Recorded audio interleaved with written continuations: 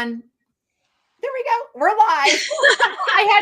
It said I hit the live button and it went an unknown. Oh, look, now I'm doing the thumbs up. It did a unknown error. I'm so sorry.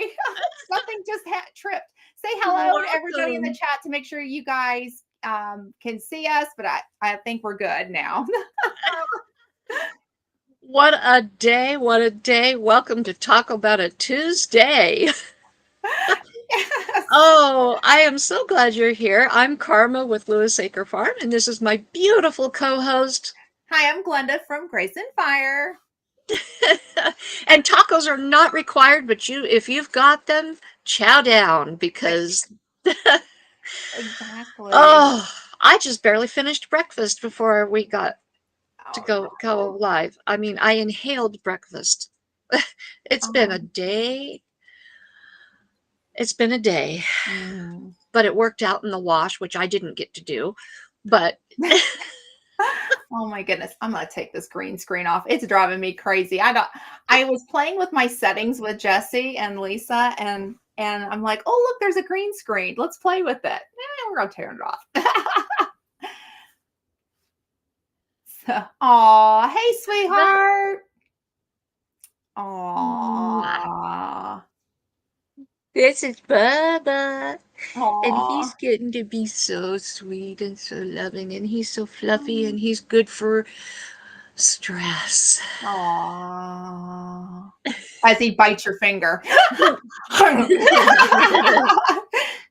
Aw, hey, sweetheart. Well, Yep. it has been an eventful day here. I feel like I've just ran like all over. And I mean, it's been good for me. I have to say, it's been a really good day, but we've had a couple of appointments today. So Grace had some labs that had to be done this morning, and then we took his service dog to the ophthalmologist for his little yearly ophthalmology appointment. And Isn't that crazy? Dogs have ophthalmologists. yeah, so we do it. Well, one, he has insurance, and he has better insurance than me, so it's 100% covered with through his. Right. He has the VA's Trupanion insurance because he is a full service dog from an ADI accredited service dog organization. Um, but because he's a service dog, we do get his eyes examined by an ophthalmologist just to make sure that he is in tip-top shape. And we got you're good to go for another year. His eyes are in great condition. Fantastic. Now, if he was a guide dog, which there is a difference between the two, she would have retired him because he does have age-related cataracts, but they have not changed since they initially came in. And we've been working with her for years. And that's been 2 or 3 years ago. They take images of his eyes Mhm. so they can compare, and no changes. He's good as gold. And she cleared him for another year for service dog train for work. As far as eyes, we're good. That's awesome. So, can they do cataract surgery on dogs? Yeah, they absolutely can. Yep. But his aren't Isn't bad that enough. crazy? Yeah, they can do anything with dogs that they can with humans. So there's even like we had an internal medicine doctor too involved. You think about that. Um, Crazy. so he gets treated for a disease. In humans, it's called Wilson's disease. In the canine, it's copper storage disease. So he has hey mama, he has a internal medicine doctor, and he also has a chiropractor. Now, I know a chiropractor who does humans and animals. Okay, I don't know It's a if good ours does thing. humans, but we know that that they do this. His provider is really good in the dog field. The other really cool thing that they do is they do cold laser therapy if there's an injury on an animal. Um, Mhm. he got his neck hurt a few years ago, and he couldn't lift his head up.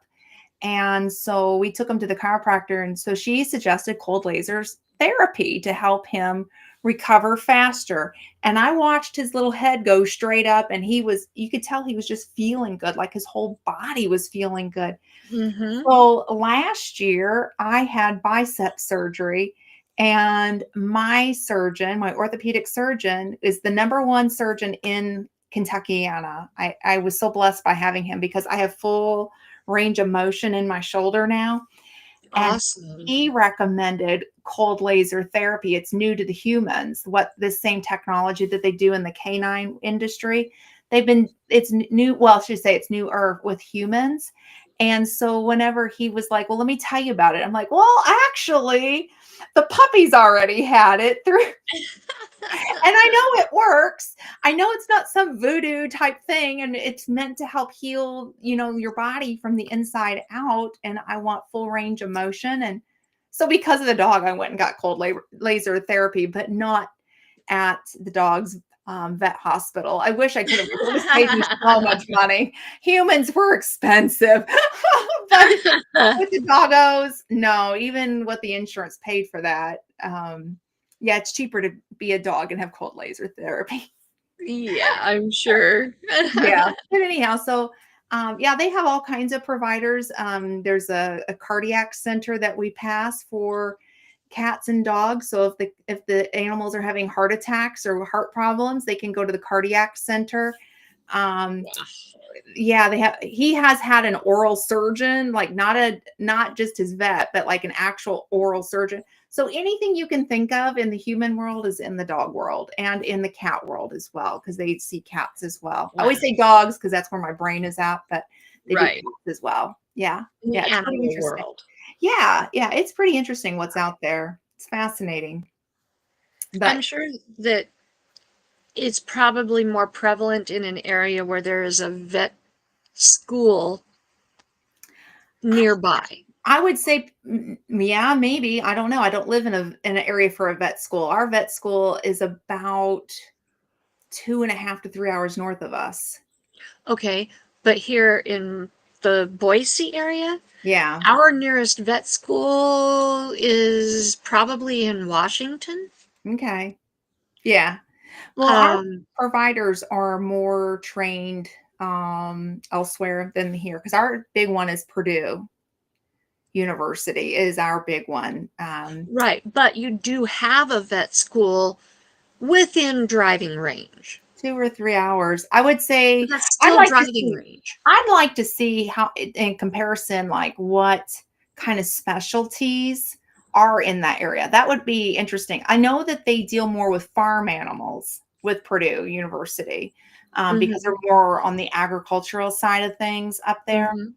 I would say it's probably because we go to a good sized city, and that's why maybe for our area with the city. If we live maybe like out in the country, oh yeah, for sure we just have your good old veterinarians and your farm veterinarians. But I think it's because we're near a city, a major city. What I'm finding is because I follow a lot of channels that are in Texas, near Mm. Texas A&M. Hmm. They're like this particular one I'm thinking of. They're 2-hour drive from Texas A&M. However, the veterinarians in their area are they have more resources Mm. than say here in the Boise area Yeah, where there are no schools that are 2 to 3 hours away. yeah. I think That's what I was comparing it yeah. to, because if Mm. you've got a training facility in your region, More for you have, agricultural. Yeah. well, Texas A&M, you guys are getting a little too rough. No. I would say more for Purdue is more agricultural than anything. Um, I don't know what other veterinary schools. So I'm just speaking to what I know. I don't Right. know what big one would be here. In our area, I would say equine Hmm. veterinarians are the big thing because you got to remember we have Churchill Downs here. Right. So that would Right. be your equine. There are a lot more here. But you know what I'll do is I'll ask where my veterinarians studied at. I'll ask them. I think that's a good question to ask. Where did you Yeah. study at? You know? But I don't think that necessarily where you study is so much has so much to do with it. I think what I'm getting at is that your location is relatively close to a teaching facility. Mm. So you have more resources available to you than a place that does not have a teaching facility relatively close. That's the point I'm Maybe, making. maybe, maybe not. I don't know. I'll have to find out because we've got so many different specialties. I'd be curious where they come from. You know what I mean? I would say it's Mhm. more of the city situation and that need within the city. Because I know, like when I lived out in the country, Aunt Lynn lives right down the road from one of really cool. I think he may have been trained at Purdue. I would give him that for maybe more of the county or the agricultural type things because he that vet that lives close to Aunt Lynn also sees goats and Mhm. chickens and horses and whatnot. I Yeah. think maybe for Well, those because in my area where I'm at, they don't like for us. I can't take my chickens to any of our local vets. I have to go to Kentucky. I have to go south to take my hens in to see a poultry veterinarian. no. You guys are Um, getting way too rough. Now quit it. You go find someplace else to play. or I go You go find north. someplace else to play. I go north about an hour and a half to see towards Purdue, and then I can see a poultry veterinarian. I don't know. I'm going to ask. I think it's a good question. I think I'm going to find out because that now I'm curious. Curious minds want to know. I'm going to ask these Yeah. specialties. Like, where did you study at? And I'm just going to be nosy. You know what I mean? Because that's a good Yeah. Well, question to ask. I think I'm going to ask. I honestly don't think that it matters where they study, but I think that they would tend to go to an area that has Maybe, maybe not. the resources Yeah. of a teaching facility because you're going to have students coming out of there. Now, what we do with the internal medicine comes out of Cornell University. That's not anywhere near us.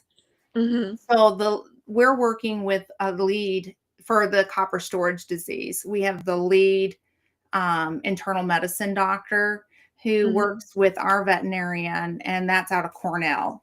So that's why I'm saying I'm just kind of curious, like the specialties and things where they're trained at. And I know that the dog's internal medicine doctor came from Cornell because I made a comment on the veterinarian I was talking to, and he goes, "Oh yeah, I know her.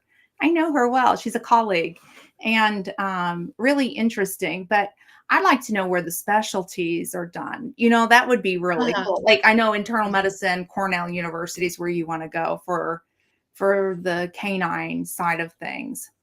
mhm. I think it's a good question to ask. I'm gonna be Yeah. nosy, like I don't know. I like learning too. So Oh, yeah. it's pretty interesting. But yeah, Yeah. but it's just interesting, the whole medical field, I think with the human and with the canine and the cats too. It's Yeah. so fascinating. And I wish we had more of the agricultural veterinarians close by. Well, we don't, which is odd. I have to go to Kentucky for ours. One thing that I'm finding out by watching all these other farm channels and such is that the veterinarians are turning more to small animal Yeah. because it's a more lucrative business. Yeah, there's more money in it. Yeah, there Yeah. is. And I tell people all the time, if you're going to get an animal, I highly recommend if you can get pet insurance. I highly recommend. That's what we've learned with having Sir Grace's dog. The copper storage disease alone, the insurance has paid almost 20K um, to in medical bills, and that it is lucrative. It's a very Hmm. expensive thing. And to be honest, if his dog didn't have the insurance, there we probably wouldn't have him here because I couldn't have made all the decisions Yeah. for the health of the dog, affording it on our budget. There's just no way. Hmm. And I suspect one of my other dogs that is no longer with us, she lived till she was 13. I suspect she had copper storage disease. In hindsight of everything, and we did the best we could with the care with her, and Yeah. it's not like she didn't go to the vet for her checkups and stuff, for her routine things, but um yeah, I just don't think I could have afforded that, to be honest with you. It is Right. lucrative business. It It really is. is. It is. I'm thankful that we have a really good vet that we go to. Mhm. Um, I have to drive 30 minutes to get to them. Mhm. Um, they're in a really small town closer to the border of Oregon, Yeah. and people travel from far to get Mhm. to them, and they're hard to get in That's like the one that because, Aunt lives near Aunt Lynn. It's the same situation. A lot well, of and people know him too. they don't charge Mm-mm. as much Mm-mm. as other vets. They Mhm. just a year ago raised the price for female cat spay to Yeah. $95. Wow. That's That's just raised the price to 95 yeah. for a That's female still spay. reasonable because in our area it's a lot more than that. That's a good reasonable Um, bet. I all of the kittens are sick. They came down sick over the weekend. Oh no. And Happy had a cabinet fall on her, and she was trapped under it for a few minutes before I could get to her. Ooh. And so yesterday, I had to take them to the vet. Mm. I did not take all 13 of them. I tried to grab one from each litter, but I Mhm. missed Bianca's babies. Mhm. So I ended up with 3 from Caroline's litter. You know what, Bubba? You are being too rough. Now quit it. Um, I took Bubba, Becky, Happy, and who else did I take? Chris. I took those 4. And normally I think they charge 65 per pet for an office call. Mhm. They charged me, I have the invoice right here. They have a multiple pet office visit is $90. Oh, that's not bad. As many as you took with you. For That's not 4 bad. kittens was Yeah, $90 for an office visit. that's not bad. And then each one of them got an injection. And let's see, that was one, two, yeah. It was $17.50 for the first injection, and or for 2 of the injections, and then 15 for each of the other 2 injections. Oh, that's not bad. And then deworming, they sent me home with a vial or a syringe with the deworming solution, was $5 for a vial of deworming solution for all 13 kittens. Mhm. And then they sent me home with an antibiotic for 5 days for all 13 kittens Wow, that's good. for $35. Good price. Yeah, And it came to $197.40 for all of your cats, that's not bad. for 13 kittens. Yeah. But uh, that's $200, and I just had to buy cat food for all 29 of them, plus, well, the cat food alone, the kitten food and the adult food Mm. was 253, and I had just placed the order on Saturday. My, my, my. And we had just bought cat litter. Was yeah, $100. Mm-mm-mm. No, wait a minute. No, that was 54. That one was 54. If anybody wants to help me out with these rescues, I would absolutely Yeah. treasure your You're looking support. for homes and need some help. Yeah. I Yeah. need I need homes, and I could really use some support. I Yeah. have a buy me a coffee account, Yep. and donations are welcome. There's memberships available. Yep. Um, the link's available on my channel. I don't know if I'm not Ronson's in. begging. I'm not begging. I'm If not, Ronson's because I in, will take care of drop these it. babies. Yeah. I'll take care of these babies whether I have help or not.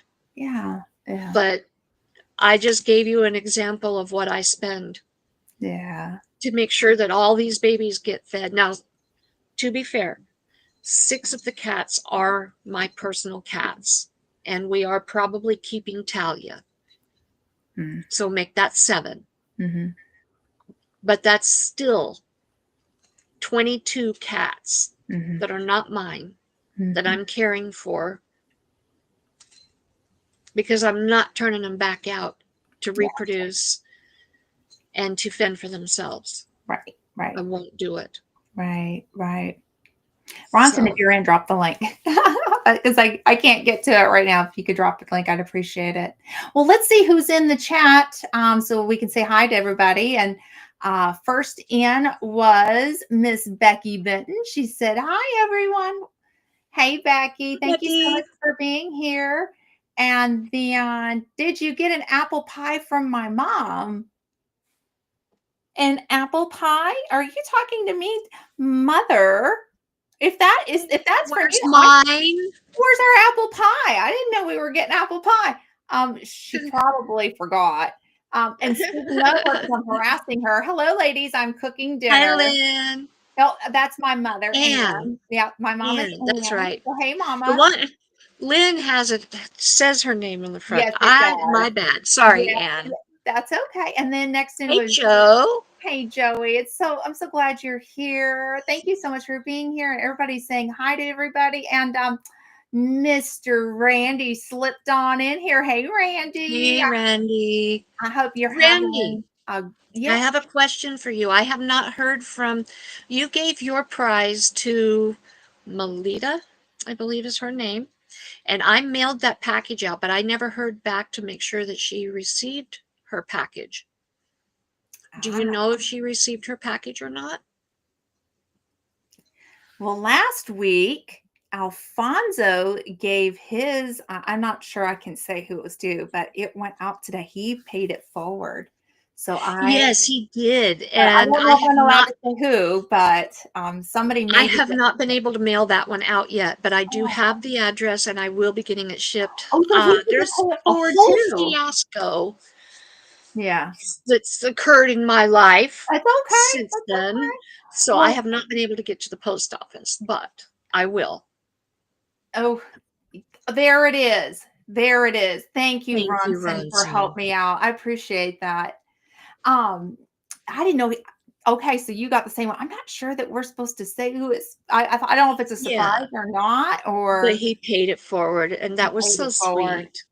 I watched the whole interview. So Grace and I made a comment and I said watching the live or something like that. Yes.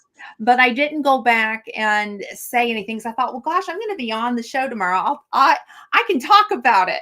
And I have to say, Alfonso's interview was so nice. Oh, Joey was first. Okay, I didn't catch that. Thank you, Becky. I appreciate that. Um, and then my mom says lots of hearts and lots of love. We watched the whole thing and then I went to sleep. I turned it off because I was just too tired by the time. It was like the last thing I watched Yeah. before I went to sleep. And I was so proud of Alfonso for being so brave and so vulnerable, being disabled. He has vision problems. I didn't know that he had a learning disability as well. Um, and I just felt like gosh, that was such an empowering interview. And Sir Grace was listening in, and he was left with some really cool questions for Alfonso later. So I may have to reach out to him and say, hey, I want some of these questions that Sir Grace wanted to know. And it's more about the visual stuff because Sir And I Grace is thought about it. visually impaired.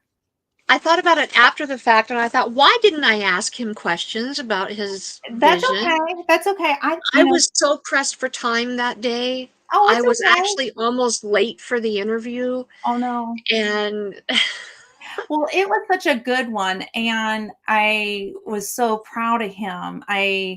Yeah. be so brave. I heard him Yeah. talk about how um, he's dealt with people who have discriminated against him. And Mhm. as a caregiver, I'm not disabled in any way, shape, or form. Or maybe I am because I'm just crazy about my husband. I don't know. But anyhow, I, you know, I To have, stand up for himself the way he did, I to just was, advocate. I was, yeah. I mean, he talked about it, and then Oh, he, just how he was moving forward in life and how yeah. music was his therapy and the trains. I thought that was really Mhm. cool. And then we were listening in and he mentioned, which Sir Grace probably won't, he has some vision. So he's not fully legally blind. Like Alfonso isn't fully legally blind, but Alfonso was learning Braille.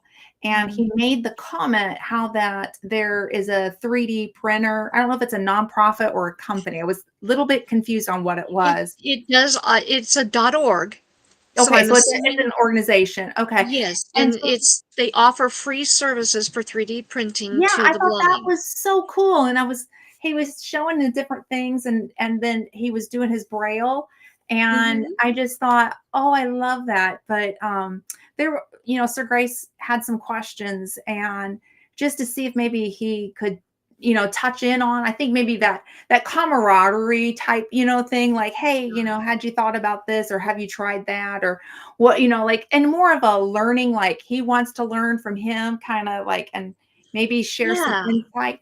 So yeah. we were sitting in bed just like talking about that interview and listening in. I mean, it was literally Oh, the last thing we watched, good. but I just didn't comment anything further. But we watched the whole thing, and I was, I was just so proud of him. I honestly Yeah. was because it's not easy.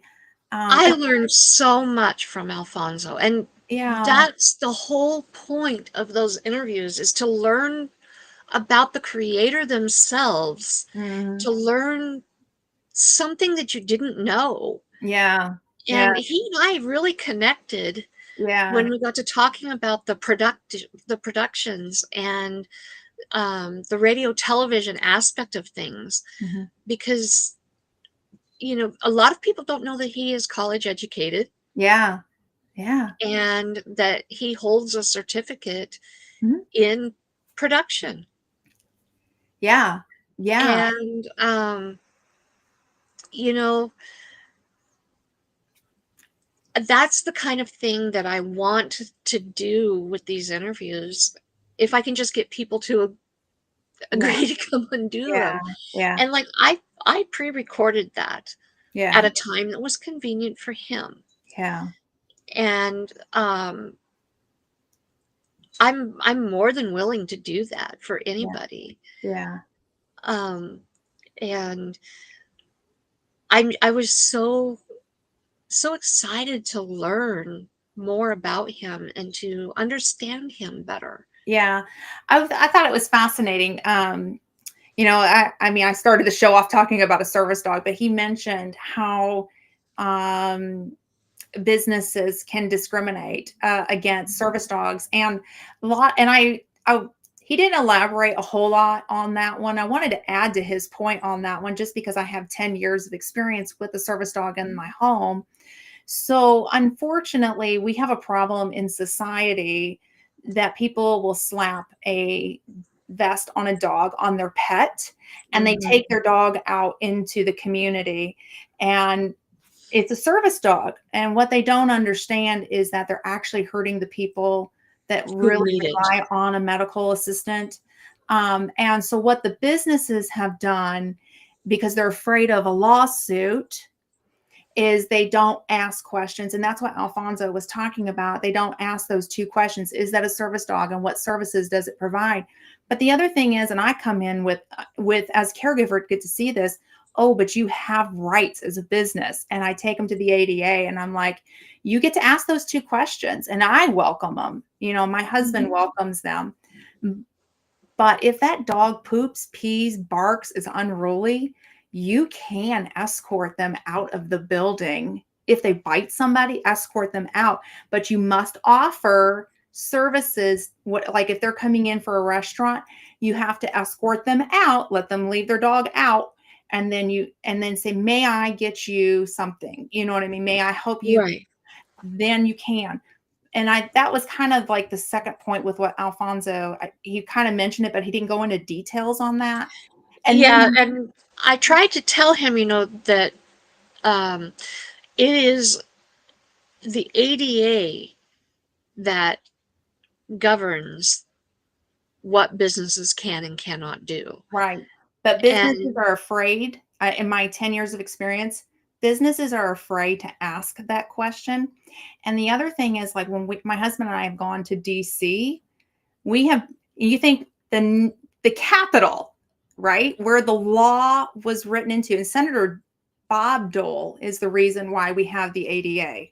Okay. mhm, And you go, and I'm an Elizabeth Dole fellow. His wife started a nonprofit, so I actually have a fellowship with the organization. So you think you're in DC, and where the law is written and they're not going to discriminate against you. Well, let right. me tell you, I have witnessed it firsthand, even in our nation's capital. Mhm, We actually had an Uber driver refuse service because of the service dog, and I reported him to Uber. I do not, it takes somebody who's not disabled sometimes to be that advocate and be that voice. And that's where the fire in my name, Grace and Fire, comes into play, because I reported him to Uber. My husband would not have done it, being the disabled person, but I have witnessed it, and it's very frustrating. But it starts with our businesses enforcing those rules, which protects them as a business. Please ask those two questions. We true service dog teams and guide dog teams, they welcome it. That's what they're trained when they go through their training with the organization or the company. They're trained. Listen, you're going to get asked these questions, and be mhm, ready, And so we welcome those. We welcome them. And people need to stop slapping vest on dogs, because it's hurting them. Whenever mhm, the dog is off duty, the dog is dog. The dog gets to do whatever dog does. You know what I mean? right. But when they're on duty, it's no different than a wheelchair. The other thing that I personally have witnessed with guide dogs, I was at the VA. So my husband's dog is a service dog, not a guide dog. Yes, he is legally blind. He is guide stick trained, to live his life independently with that guide stick. But I was in the VA at Starbucks, like they have their little proudly served by Starbucks. And there was a VA volunteer that went up to a guide dog and started petting that dog and talking to that dog. And the guy had problems with his hearing. He had his hearing aids on, but I don't think they were turned on. I don't think he knew. And that dog turned and about knocked the blind guy over. And I caught him and I yelled at the lady. I said, get your hands off that dog. You don't touch that dog. It's no different than you touching a wheelchair. You're going to knock this veteran over. I mean, I was mad. I got right up in her Oh, face. I know good I for was beat you. red. I was beat red. But I'm like, you do not touch a dog. You don't talk to that service dog. You don't touch that dog. That is, it's like going, Never. hey, little wheelchair, how are you, wheelchair? Let me pet you, wheelchair. That's exactly what you're doing. Exactly. You don't ever, ever, ever, ever touch. I don't care if it's a service dog No, or if it's a family pet. You don't touch a dog no. without asking the owner. Yeah. Those That's how trained, people get bit. well, guide dogs and service dogs are not aggressive. True. Well, So but that's I'm their I'm thing. just Well, yeah, in the I'm just pet bringing world, it down to reality. You don't approach a yeah. dog without asking the Mhm. owner, Right, "May I touch your dog?" right. If you see a guide dog or a service dog that's fully trained, don't even ask. Because it's like, to us, we hear, "Are you want to pet my wheelchair?" That's what we hear. Now, if it's in Okay. training and it says in training, I think that that's okay, because what they're trying to do is they are trying to socialize that dog and get that dog ready. But I tell people, don't even bother asking. But I was so, I kind of heard Alfonso bring that comment up, and I thought, oh, let me speak from experience on that one, Alfonso, because I can pick up the rest, because I've got 10 years Yeah. worth of this behind me. And I think too, he was referring to individual states, and Mhm. there are probably some individual states that take it a little further. So But each state has their laws, and they're all pretty similar to the ADA guidelines. Because one of the things with Canines for Warriors, which is where the dog comes from, they have to educate each of the veterans on all of the states because they're all over the United States. They're all very similar, but what yeah, the problem is that businesses, it's not so much the state level, it's at the business level for chickening out thinking that they're going to get sued. And that's not necessarily true. Businesses in every single state have rights, yeah, and they can escort out. And that's one of the things that's taught when you go in and you learn, and or when you go to a nonprofit or you go to a company to learn about the service dog, they're taught. And then the nice thing that Canines for Warriors did is they educated the spouses as well. We yeah, got letters that came home and explained all that, so we could advocate and be a voice if we have to.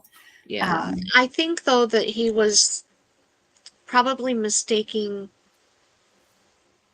public uh, sentiment mm, and public outcry yeah, for state law. right, right. Little bit muddy line, but the businesses need to step up. That's a nationwide Yeah.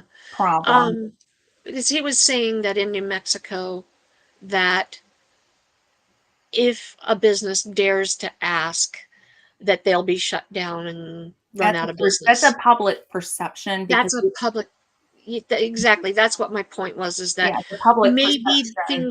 maybe there have been businesses that have been shut down, but I think that's more of a public outcry shutting them down, Right. And not that a is, state law. and again, that goes back into people slapping a vest on and thinking that they totally Yeah, understand the ADA, and they don't. That right. it goes back into the person slapping the vest on. I hate to say that, but I'm going to call those people out. That's where we have the problem in this community. And at some point, I hope our country um, addresses this. Like, I would love to see, honest to goodness, like, you know how you go get your driver's license Hmm. and you have to like prove that you can drive and you know the laws. And, Uh-huh. I would love for something like that where we can get an official card. So, Becky, emotional support animals are only for if you are needing to rent a property. That is what it is. It's so you can get a letter from your doctor. And if you're renting in an apartment, that's the only thing. They do not have the same rights as a service dog. And I know the airlines are cracking down even on emotional support animals because a lot of people don't have their emotional support animals trained to be on airplanes. Now, I will say I did run into one that I thought was a service dog, a true fledged service dog. And it was right before American Airlines changed their rules. And the lady was honest. She said, "You have a service dog. My dog is an emotional support." But the way that that dog behaved on that airplane when he saw my husband's service dog, it fooled me. I will say that I've seen one dog in 10 years that's an emotional support dog be as well trained, one. But American Airlines has since cut down. And the problem with the flying, according to American, I'm not speaking for them, I'm speaking what they have told me, is that there are many times that these dogs get up into the air and they become aggressive, they bite, they are unruly, they pee, they poop, and they have to land that plane at a different airport and escort the people off. So I know that they have cracked down on that one. In fact, with American Airlines, we had to fill out a form listing the service dogs organization and submit the rabies certificate.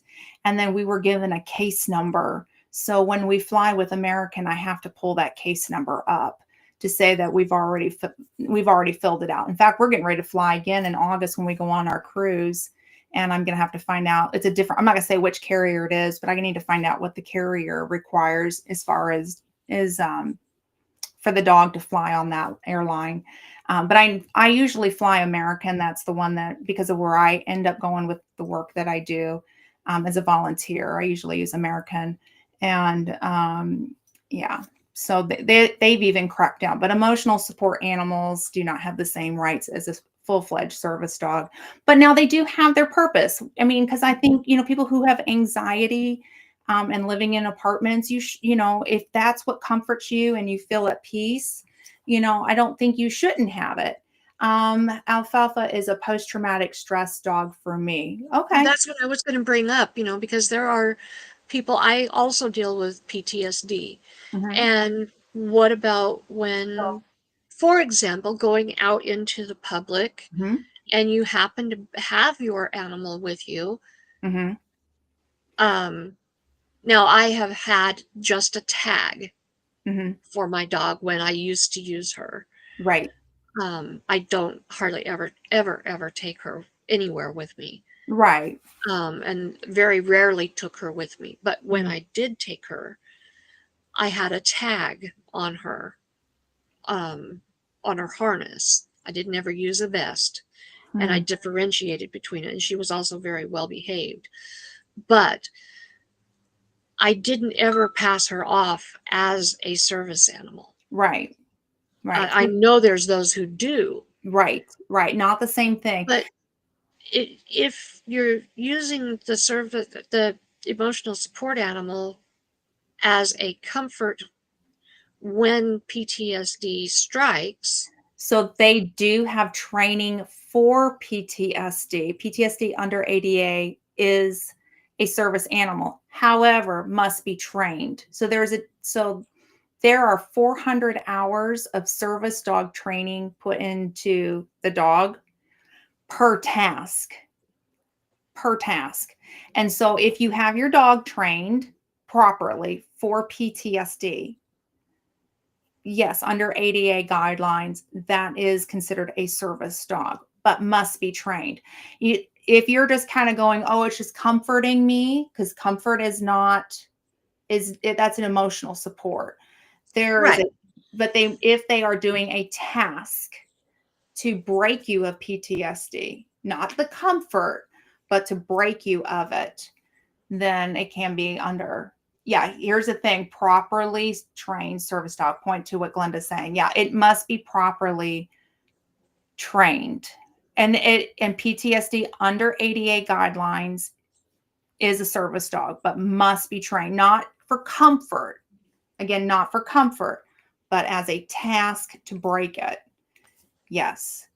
So I hate I mean, it's that one's kind of No, hard and muddy, and I'm not trying to like crack down no, on no, no, people no, no. because I love emotional support No, animals too. They have a place, and I would consider my old girl that I had once upon a time emotional support, because when I'd cry and be upset and sad, and she'd come and she'd comfort me, and she was my pet dog. She didn't go out unless pets were allowed. But yeah. no. So I was only asking to help with oh, yeah, but I don't wanna come clarification down because I on want. yeah, I don't wanna No, come down on people with emotional support, but no. I'm for clarification, but sometimes we would travel, yeah. and we would have to go to a motel, Mhm. and Not the not the same. You'd still have to sign a pet policy and, be charged. Now with the service animal, no, we don't. It's against the law to charge a we fee. would we would clarify to them that Right, she was an emotional support animal, and right. they would not charge us a pet fee. Right. And I'll be But honest with you, I've traveled with the service dog and with our pet, because we've gone to pet friendly too. And I've gladly paid for it, because I'm like, listen, he's a service animal. You can't charge because of him, but you can charge because of her. And I've paid it. I am the first person to say I just don't have a dog right now because I'm still kind of in that. I miss my girl was my favorite. The one that we put down, the last one. My mom will even tell you she was my girl. So I'm still in that kind of, it's been some time. And so, but when she was alive, I very much said, my pet stays home. But whenever we traveled, I paid for her. We always went to pet friendly places. And it had nothing to do with the service dog. We did it just because of her. There is a huge difference. Now, let me tell you, I thought I trained my dogs. I had 2 girls. I thought I trained both of my girls really well. Mm-mm. This dog has taught me I didn't do as good. Yeah, depending on the hotel, they'll charge for, well, they will charge for emotional support animals because they're not protected under the law, Xander, as a service dog. And a service dog, they cannot legally charge you. And let me just, Sir Grace and I, we were talking about this. We went to a resort, a very big resort for our 25th wedding anniversary. It was our gift from us to us, and it happened right during COVID. And so they knocked the prices down. I'm like, if we're going to go and check this thing out, let's do this while it's crazy cheap because nobody got out, right? Because of COVID. And so I left Sir Grace. This place is huge, huge. So I left him and the dog in one spot. And I said, I'll be right back. I'll check us in, and I'm thinking, okay, we're going to go. We're having a good time. This is our 25th, and we're staying in a resort and we can afford it because, COVID prices. The lady is sticking one of those pet policy things right under me. You must sign this and you have to pay $50 a night. I'm like, oh, really? This is a service dog. And I said, you cannot legally do it. And I pulled up ADA guidelines and I went, bam. I said, if you want to challenge this, I will take you down. Trust me. And she goes, well, I just have to make you sign it because it's our policy and this is a pet. And I said, okay. So I pulled the Karen move and I said, get me your manager. And the manager tried as well. And I said, I'm going to tell you something. I'm not afraid to get a lawyer, and the service dog organization has lawyers to back them up. And you better be ready for a fight. And the next thing we knew, our room got upgraded to a suite. And it was gorgeous, but don't mess with me. Don't mess with me because that is a boundary crosser. Now, if I brought my pet, different story. I'll pay. I'd pay. I'm not afraid. Yeah, used to work at a hotel, and a bit we didn't charge for support animals because the company was being nice. Well, that's nice. That's nice. I'm glad that you have a good company, but legally they can charge. Now, support animal or not support, but service dogs you can't because it's no different than a wheelchair. Or a walker. A walker. Or an oxygen tank. And I want to know, do you charge for that or not? You know what I mean?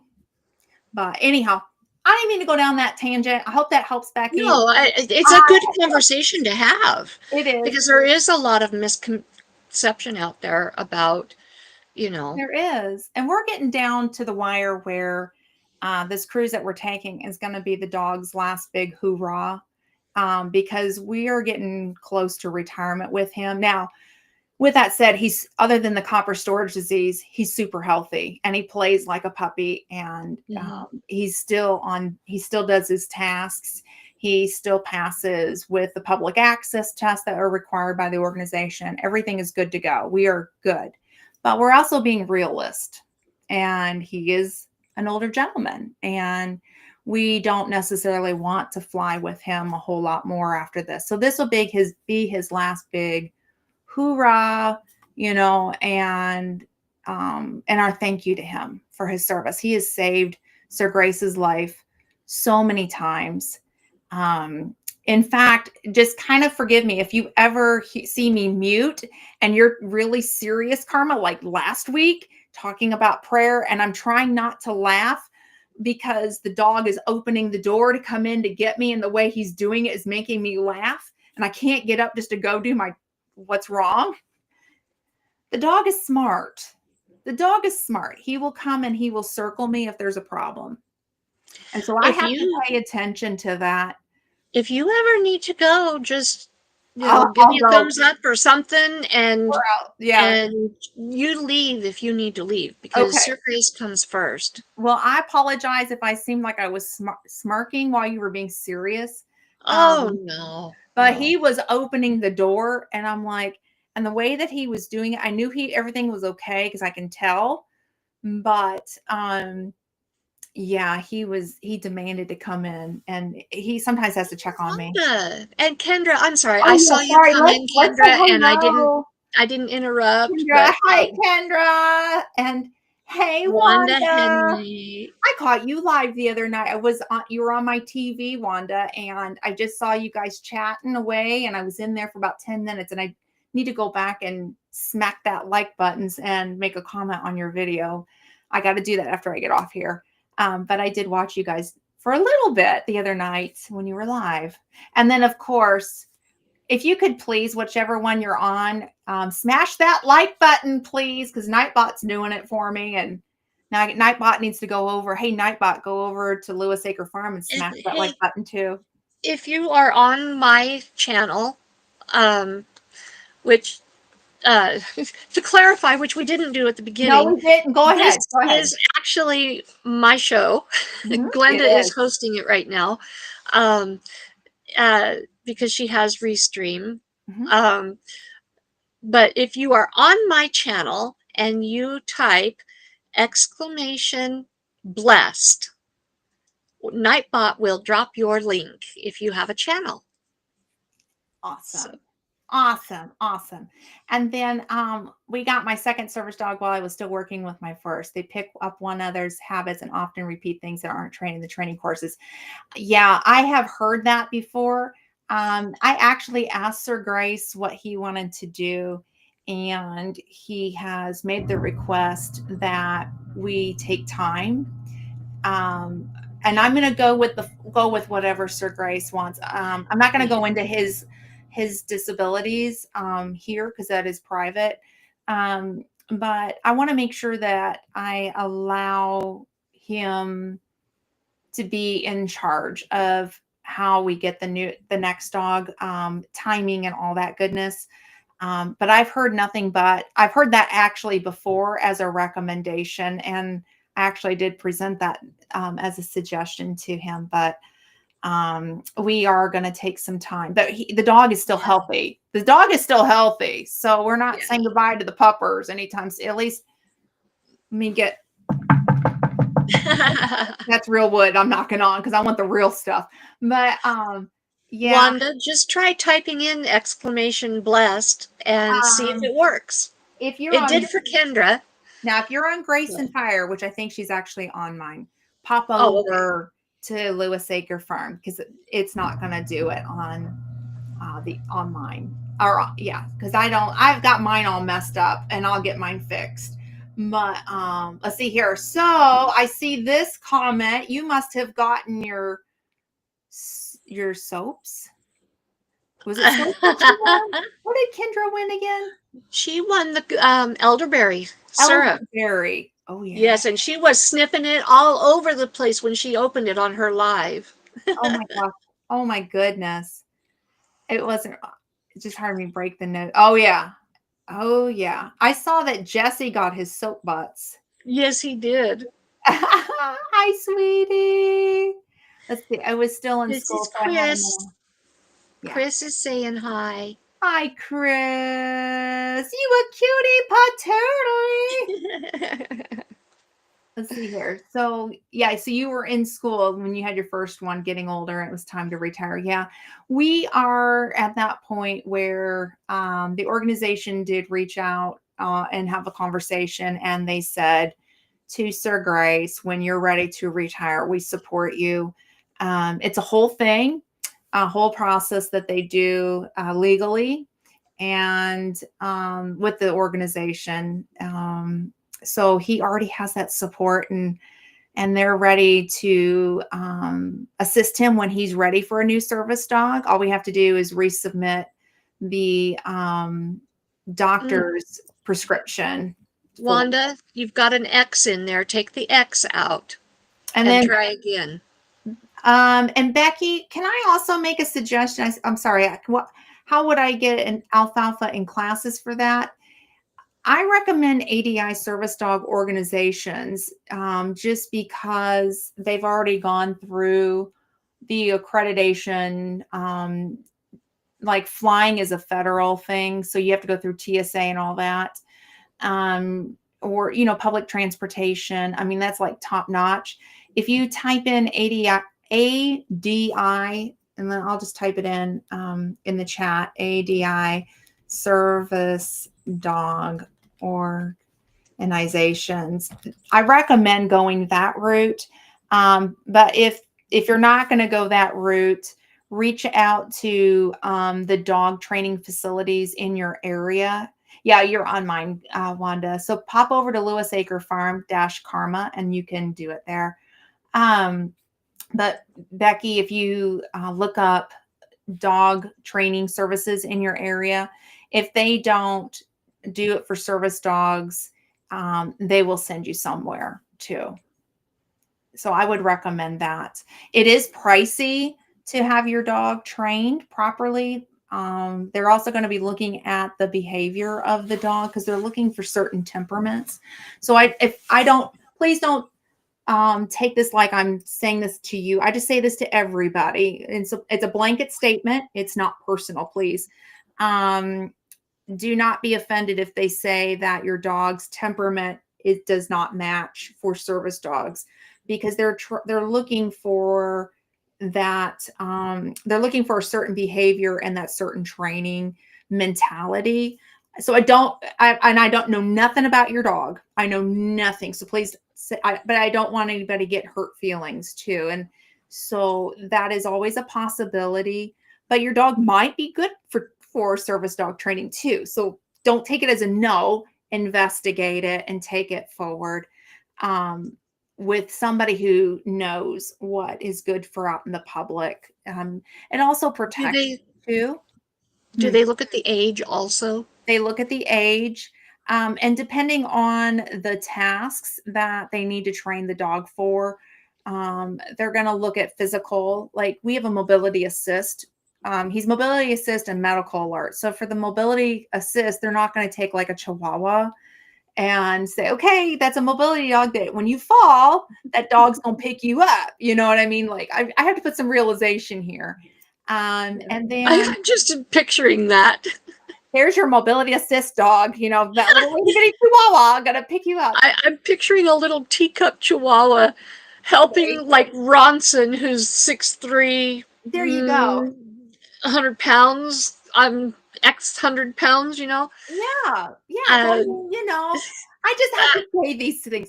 it's humorous. I had another veteran several years ago on a service dog, and he had a poodle, and it was a miniature poodle. I do not recommend the service dog organization out. They do it they did. I think they got disbanded, but I will not say which one it was. But what I will say is I had mentioned the veterans' disabilities, and I said we are looking for one that could accommodate and teach.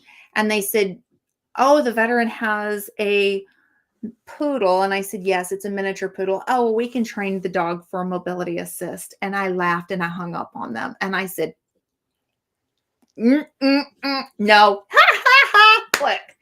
And so, yeah, I don't think they're around anymore.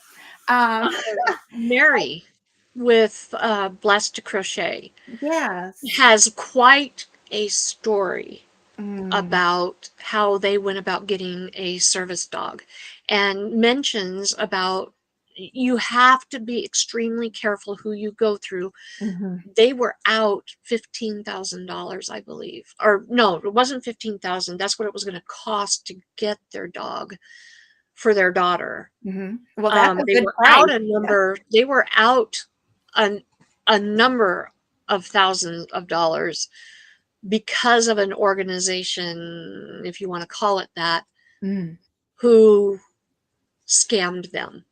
Yeah, And there they were are. closed. That's why I recommend ADI, because of the certifications that have been put into place for them to get that. Hey, Ginger. Ginger, hi. Mm-hmm. And yes, this I need to point this out. This is what we're going through right now. That we're getting full checks because of that exact comment. They look at the hips, they look at the shoulders, they look at everything to continue for our dog to keep working. And so he's still doing good. He's up there in age. We're realist, but he is good. Um, what I will say, the service dog that Sir Grace got his from, 15,000 is like a drop in the bucket for how much it cost to train the dog. He was, and this was years ago, it was 25,000 to have the dog trained. Now nonprofits came in and paid for it, and the organization we went with is ADI accredited and legit. And they're one of two service dog organizations that I recommend for veterans. Um, hey, hey, Welcome in. welcome in, welcome in. They're one of two that I recommend. Um, Spot. Um, If do you ever want to hear Mary's story Yeah. about uh, her experiences getting a service animal for her daughter, Mhm. it's in my interview with her. I'm gonna have to go back and hear it. Yeah, because this other organization was, we've experienced it, but it wasn't for Sir Grace. It was for another veteran. At the Mhm. time, Canines for Warriors was only doing post 9/11. They've since changed, but at the time they were only doing post 9/11. And this veteran that I was trying to help is a Vietnam era and Desert Storm, Desert Shield veteran. Okay. So do your homework. And I know another story that was a horror story that somebody had gone through as well, and thousands out. So that's Just why make sure you know who you're going through. right. Make sure you know who you're going through. Yeah. And it's not cheap to get a service animal trained. And if they're doing cheap, question. And when I say 25,000, that's what it cost back then to train the dog. It's since gone up, but we got donors to help with that. Puppers, Ginger actually got some snuggles with the puppers. She got to meet them in person, and he looks like an Irish wolfhound, but shorter. He's half German Shepherd, half standard poodle. Think Irish wolfhound. Or what's the other one that we heard it? An English wolfhound, which we heard today. And I'm like, an English wolfhound? So, I so don't is know. he a German Shapoodle?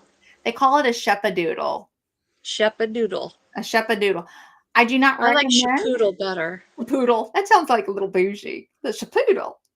Uh, I know that since we've been in this area that there have been breeders popping up. I don't recommend a shepadoodle in any way, shape, or form unless you have that dog trained.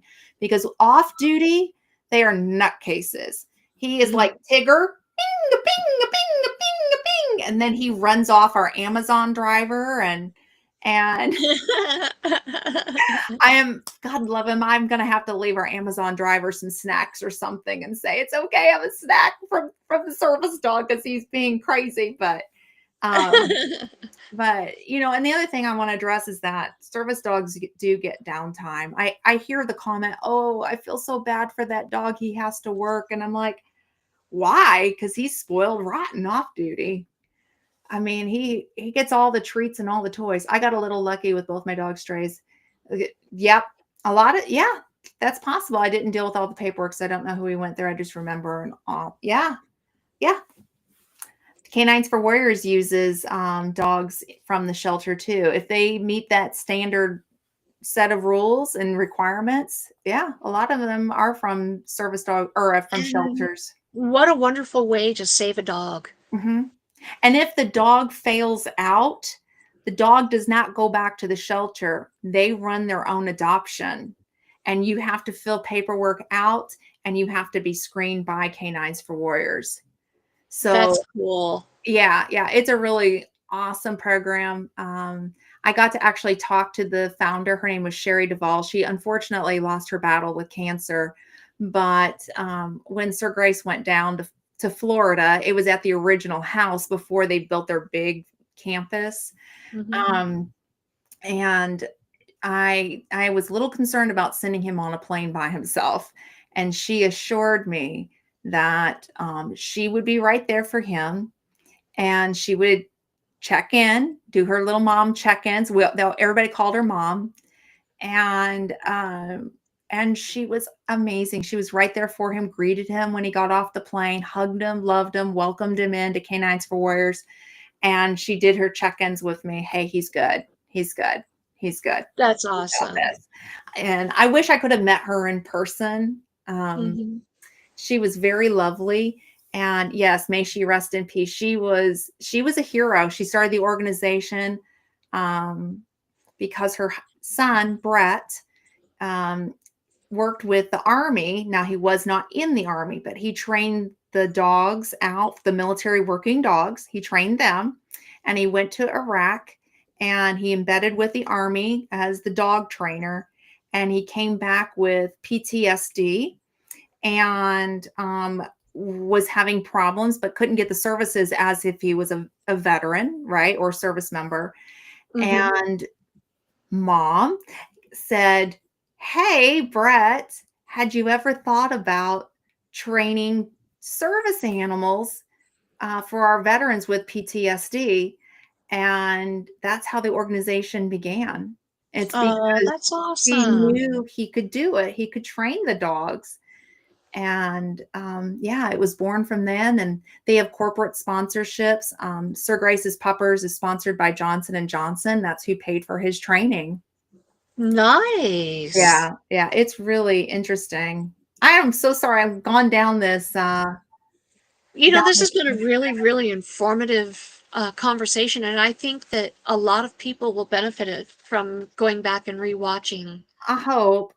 And You a lot of service dogs lead to better lives than regular dogs. Oh yeah, for sure. know, This just dog, think of the pampering that they get oh, he goes to to the keep them in groomers. top life, Yeah, top he top goes to the condition. groomers, goes to the doctor. He has walked the red carpet.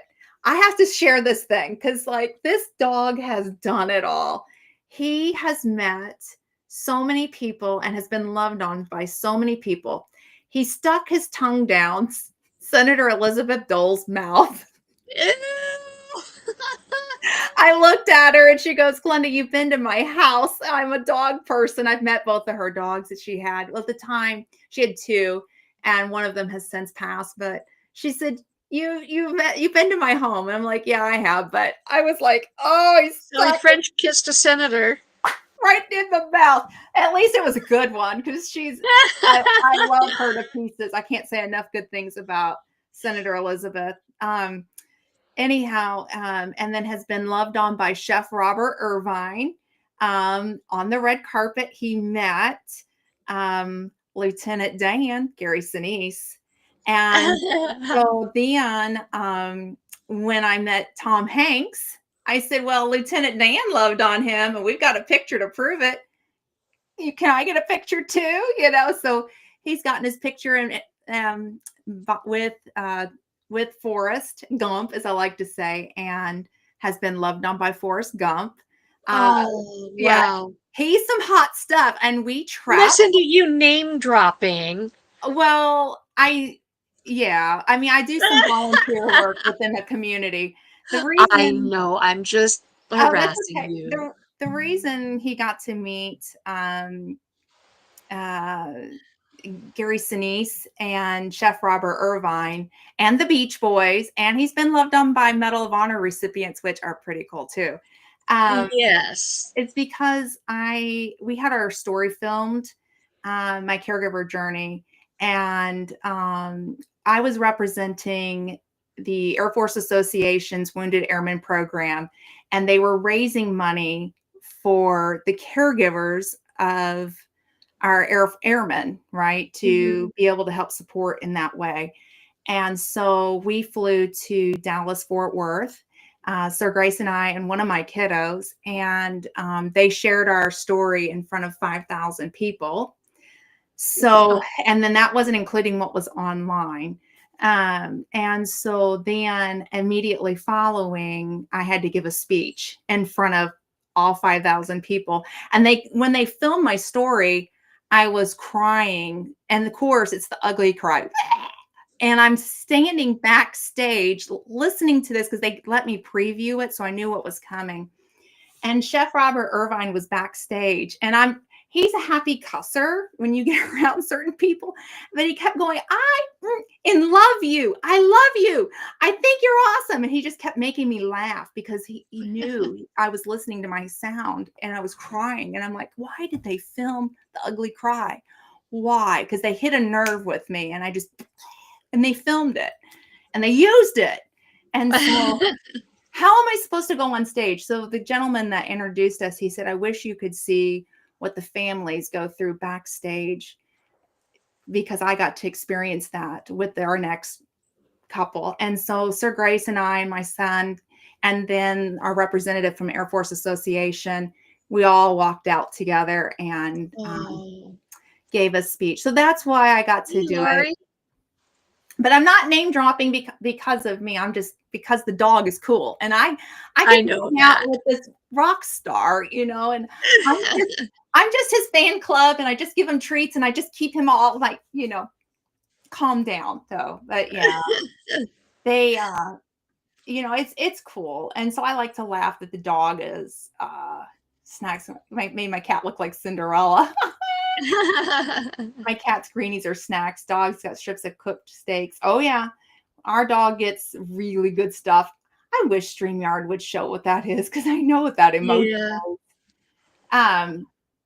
He's waving. Everybody's going hi hi hi hi hi hi hi hi hi hi. That's from Xander. I like to do that to him. Spoiled working dog. Yeah. That was Lori from It All Adds Up that was doing all Oh, the. was that Lori doing that? Oh yeah, it was Lori. Oh, I'm sorry, Lori. Lori, that's a hi hi hi hi hi hi hi that Xander does. But the dog is cool. Yeah, the dog is Oh, he is cool. our treasured home is here. Yes. I've missed our treasured home. Let me go back up in here. I'm not seeing our When did you treasured home. sneak in? I don't see our treasured home. Wait a minute. There it is, right down there. She's paired. Well, come in, Oh, Nancy. I didn't see you sneak in. hey. Thank you for being here. Ah. There it is. I found it. There we go.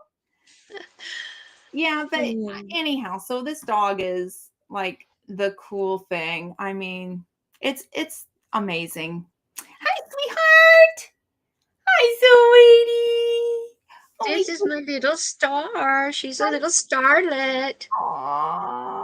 She's our precious little star garnet. My little Aw. starlet. She's stars and stripes. She's patriotic. Yes, she is. She's got a stripe on her head. So she's a Aww. stars and Oh, stripes. oh, sorry. I'm touching things. Quit touching things, Glenda. Aww. Look Isn't at she now. beautiful? She purdy. She purdy. Sweet. Minnie Pearl looks like a cat that I once had. Minnie's around here somewhere. I don't know. She's probably in the bathroom asleep. Aw. Oh, look, here We we go go. in there because it's cool. That's for Xander. Sorry, I always have to like make sure we get Xander. Somebody just came in my house. Oh, you need to go check. No, it's coming in here. Oh, Found that stuck in aw. the feed out there. Lots of love. Oh, okay, great. Yeah, I'll explain everything about this in a little bit. Okay. Um, got some important paperwork that we were discussing before the show. The reason we were a little late starting today. Oh, yeah. Yeah. Yeah. Good deal. Good deal. That Yeah, anyhow. we're still alive. All right, I'll be there in just a minute. Okay. Strange men walking in my house. Oh, man. Oh my goodness. And no little No, Logan just got off work and came in. So Oh, he's yeah. gonna go get on. Oh, well, let me just tell you, without going into the long sordid details, Mm. if you are buying a vehicle, private party, make sure 1000% certain the bill of sale and the title are accurate Mm-hmm. before you hand over the money. Make sure the title is in the name of the person selling the vehicle and that the dates line up before you walk away. Mm-hmm. Let me just leave it at that, because Mm-hmm. otherwise you will have a fiasco on your hands. And also, make sure you know how many days you have from the time you buy your vehicle private party till you have to have it registered. Don't go based on what you're told. You make sure you know for certain, Mm-hmm. because you could end up in a really sticky, messy, nasty situation that you really, really, really do not want to be in. No. So But it's gonna work its way out for you. it That's the already good news. That's the good it's news. already been in the process, has already been started to fix the problems, Mhm. and the private party has done everything they can to make it right Mhm. and been very generous in the process. So it's going to work out, but the headache, the stress, the anxiety isn't worth it. So this is just a PSA. Mhm. Don't get yourself into a situation that No. will cause you to be in a sticky situation. Make Yeah, sure all the I's are dotted and the T's are crossed before you take possession that's of a good. vehicle bought private property or private party. That goes for trailers, that goes Mhm. for vehicles, whatever. Um, Yes. Yes, I agree with that one. yeah, Mhm. Yeah. Your local police department can also run the titles too. If you need help with that, you can go, or your VIN number. I'm sorry, I said title. I meant VIN number, just to make sure things are correct as well. In the state of Indiana, we have to, even with not just private party, it's even the dealership. If you buy your vehicle out of state, like for us, we live on the border of Indiana and Kentucky, and we cannot do any paperwork unless we take our vehicle into our local police department to make sure that one, it's not stolen vehicle, because that can also be a problem as well. And two, to make sure that the title and everything matches up. But that even goes with, like I said, with a major dealership, we had to take ours to a police department and have the VIN number ran. Some states require that. I know Indiana is one of them. Um, but yeah, this is good advice, because you don't want anybody else to have to go through that too. But I'm well, glad it's going to work out, though. That's the good news. That's yeah. good news. But it can make things That tricky is, for a bit. it delays when I can get plates. It Hmm. delays how soon I can actually drive my van, Hmm. even though I've been driving it. I was told I had 10 days in the state of Idaho. You have 3 days. I found that out today, and today's day 4. So today I was driving it illegally, and I didn't know that. Well, I'm glad you know now, and everything worked its way out. That's good. And, Right. and then the And rest I is feel like that. bad too for the guy that actually sold me the van, because he was put into a bad situation by his partner. Hmm. His Hmm. partner left him in a real pickle and he didn't know it. Right. Right. And so now it ended up costing him a whole lot of money that he Right. should never have had to spend. Mm, yeah. But he's doing everything he can to make it right for us. Which, I mean, you gave me that list and I was like, wow, that's more than what a lot of people would do. I mean, he's really And working that out, and God's he's, got to have this all taken care of. I truly believe in a God bigger than yeah, all of this. And yeah, it sounds like he is in control of the situation, and you are going to this is going to be behind you, yeah. and you'll be driving that down the road in no time. Let's see. Dealerships are getting vehicles with the wrong VIN. Yep, that's happened as well. I've seen a few news channels doing articles about that. Dude went to get an oil change and found out his truck was stolen. Oh my gosh. Yeah. I know when we lived in Arizona, a lot of people would cross the border and they would steal people's vehicles in Tucson. And then, you report it stolen and then they come back across the border. Mm. And yeah, I mean, and they would get sold illegally. So you do need to get your VIN number run, on the vehicle just to make sure that it's not stolen. At least in the state of Indiana, if we like, they're real big on that one, especially if you buy a vehicle in a different state, you have to have your VIN number ran. I guess the moral of the story is, number one, know your state law about buying and selling, and what the requirements are for registering that vehicle when you do buy. Um, and then number two, make sure that you know that title is in the name of the party that you're buying from, because you don't want to be put into a position, especially if you are looking for a vehicle and no, sweetheart, I did not get a ticket today. I'll explain the entire situation when I get off the live. You don't want to be put into a position where you're faced with potentially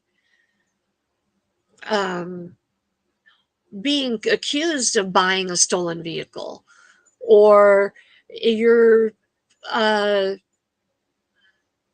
you know caught into a mixed up web, or because that title, when you buy a vehicle, you have to put that title into your name, and you only have so many days to do that. If the person who supposedly owns that vehicle never took care of that, and then they try to sell the vehicle to you and you don't know the history of it, then it comes back on you, and you cannot drive that vehicle until it's taken care of. So just make sure you know the title is clear and it's in the proper name before you take possession of the vehicle. Exactly. Quick check to protect yourself. Exactly. Yeah. That's good information. I mean, every state is so different with their laws and Absolutely. Mm-hmm. I don't want to go into the entire story. I just want you guys to know that It's going to be good, though. It's going to work. It is. That's the good news. And we ended up actually in the long run getting the vehicle for less, because the guy that sold it to me really went out of his way to make things right with us. I was really impressed with that part of it, because they don't have to do any of that. It can be, well, they don't. You're just going to have to now wait and blah, blah, blah. Instead, this guy has morals, and I was prepared to go in there when Logan got home and rip him a new one. And I was going to record the conversation, and I was ready with both barrels. It sounds like God was ahead of that one. He was ahead of it. Talk him immediately, because I wanted to calm down. Yeah. I wanted to make sure that I didn't do or say anything that was wrong. Right. And I was, in my own way, the best that I could, with being totally humiliated and angered and frustrated. I was praying the best that I could. Yeah. Because I was like, okay, God, I don't know what to do. I don't know how to handle this. I don't know. Did I just lose this band that I absolutely love? And did I make a mistake? that would be one of my thoughts. Did I mess this up? Exactly. Yeah. Oh. And this whole time, he was already orchestrating the entire thing. Yep. And so, that comment right there. You were going to give them karma. Maybe that's what he was thinking when he was contemplating, because the DMV called him while I was standing there. Oh. They were trying to figure out what the heck's going on. Are you a licensed dealer in the state of Idaho? Yeah, because there are things called lemon laws, and Mhm. this can get backed out, and you could be in some serious trouble. But that's And not what it was about, though. no, But they no, probably put because the it's not a fear in them. lemon. Trust me, it's not Yeah, a it's lemon. probably but still, they probably so that pickup still a go. I don't know. Oh my. I Oh, think I don't know. I think what you got will work its way out, and I think you are good to go. It sounds like God was right ahead of that, and He's gonna work Yeah, that whole thing out. And yeah, that's a I good don't know. thing. Once bitten, twice shy Yeah, is how I feel right now. yeah, yeah, yeah. But I don't know. We'll have to do some talking. But I'll But tell you, when this is all said and done, you're gonna be so like in a so much better place, being able to go where you want to go, where you need to go, and yeah, that's the good news is that is like right around the corner, like it's just a breath away. And how refreshing it is to have wheels again, oh my and gosh. And and one I know is going to keel over on me any moment. right. Right. And you're like, listen, I can go to the grocery store. I can go somewhere and take a walk. I can go run errands. I can do what I need to do. It's Yeah, exactly. And I don't have to worry if I'm not out at the farm, at yeah, the zoo, by the time he gets off work at 4 o'clock. because he can drive himself home. Exactly. And like last night, I wasn't home when he got home from work, and it was no big deal because he was already home. Yeah. I'll tell you, that's something I miss about not it's okay, but I miss that about Sir Grace. I miss the days where it was like, you got your own vehicle, you can drive yourself around. Right. When he turned his license in, man, I cried like a baby. But I bet. but at the same time, I was super proud of him for his bravery and You honesty. know, that takes For a man, it takes courage, and they have to go through a grieving process. and he did, but he was not crying. And it frustrated me because I thought that the VA would have said, turn your license in. They diagnosed him legally blind. And Sir Grace was like, he had already gone through that grieving because of his vision changes. Like it didn't happen with impact on the brain injury, it happened as a late effect. Right. And we went through all the what caused it. And so he went through that grieving period. I mean, it was hard. He was angry and he was sad and he was just all these emotions. But the day that he took his license in, he wasn't the one crying. It was me.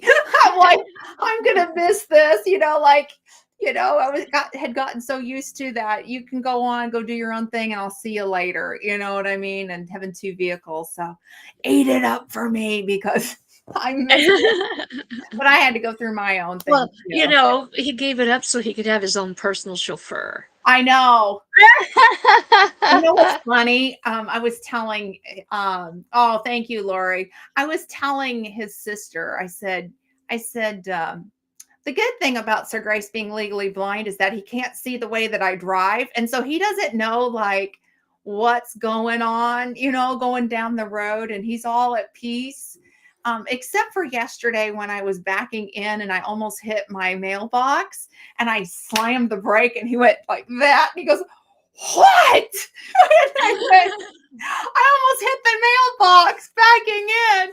And he looked at me, he goes, who is legally blind? I'm like, I know. Oh, have I ever gone through the power of attorney process? I didn't, well, when Ronson was 15, 16, somewhere in there, I looked into guardianship Oh, with yeah. him, Mhm. but I never had the money to do it. And then He turned 18, so I didn't have any recourse or option. And really, he didn't need me to do that. So there are ways you can do power of attorney yourself. There are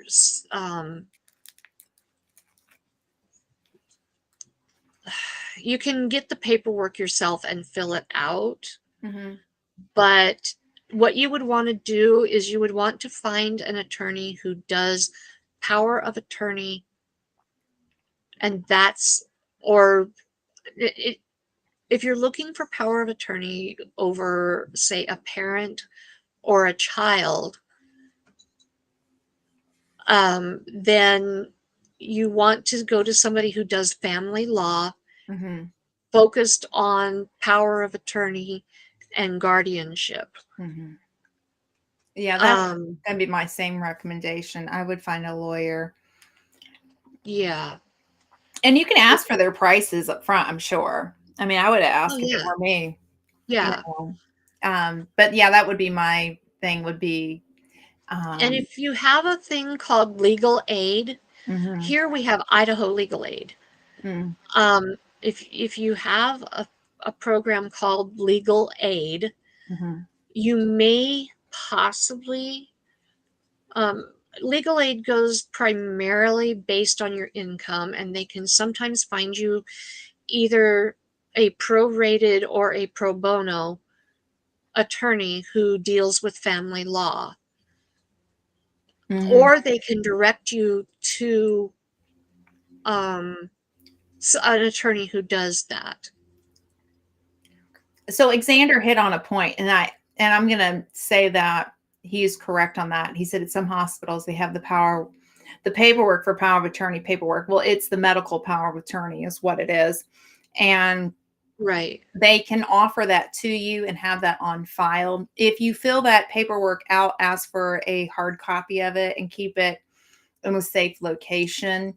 Um, but now if you're only looking for medical power of attorney, that'd be the way to go.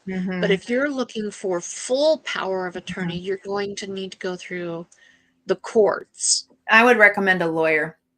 And the Yeah. reason is that each of the states have different laws. Hmm. And they know your state laws better. And then if you're on, like in my situation, we're on a border of two states. And so the not all medical will happen in the state of Indiana, possibly, right? If we had an emergency, um, we could go to a different hospital, across the border. So you then follow under that state. So you want to get a lawyer who really knows your situation. It's such a Right. personal thing, and I can't speak to the price because I don't know. But I agree with get a lawyer. Yeah. You want to make sure that it's done right, because Mm-hmm. when it comes down to it, if you go to make a decision and that paperwork's not in perfect order, you Mm-mm. won't be allowed to make those decisions. Mm-hmm. They will Mm-hmm. not honor that power of attorney if it's not in perfect order. Mm-hmm. Yeah, I would look into legal aid. I mean, honestly, that would be my advice. Get a lawyer and but ask for the prices. If the price is a thing up front, there's a concern and maybe you need to save for it, ask for the prices. And then that way, Also, ask for recommendations. Don't go with the first attorney that you talk to. mm-mm, Ask them for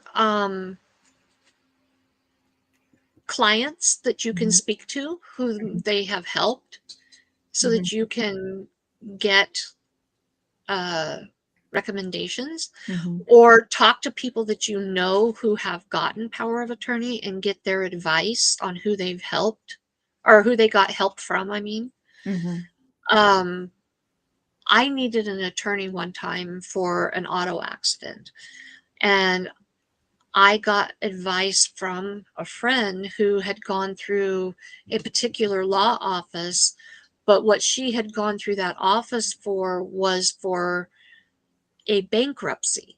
mhm, And they did a phenomenal job for her for the bankruptcy. But the attorney that I ended up with for the auto accident really did me dirty. He did not fight for me. Mm. And I think the total settlement on the auto accident was $75,000. I ended up with 16 of that 90 or 75,000. Mm-mm. Every bit of the rest of it went for the part of the, well, it paid for the medical bills, but all the rest went to him. Yeah. Make sure you find one that is in that particular field. That's Hmm. probably the best. A family. That's family law. Hmm. Yeah. Yeah. And then, the other thing is think about like all the scenarios like that could happen. And what, and they can tell you, like I would, this could happen. They can give you the legal perspective, like if this and this happened, what would happen here? And did someone say they needed some advice? I say, stay out of the dark alleys. Hey. Well, can I give you some advice too? Don't shave during an earthquake. Just saying. Uh-huh. That's my advice for today.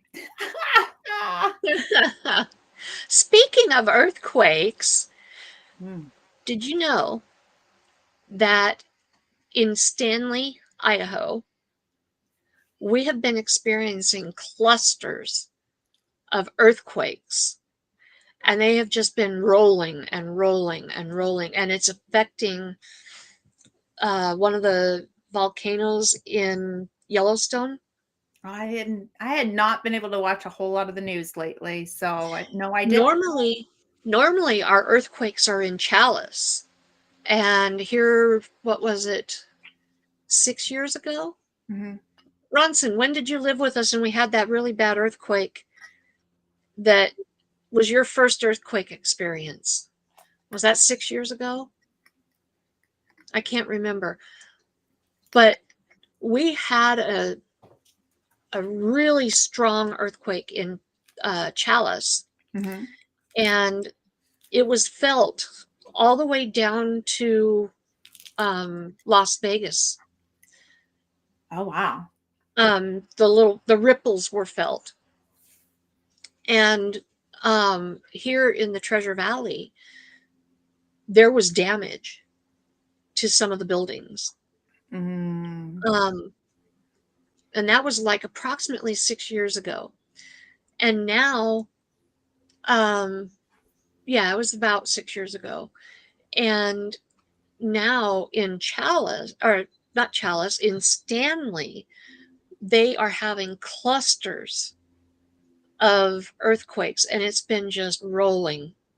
And it's affecting the volcano, one of the volcanoes. I can't remember which one, but it's affecting one of the volcanoes in Yellowstone. And I don't know how close they are to predicting that it will erupt, but there's been rumors for a few years now that one of the volcanoes in Yellowstone will erupt.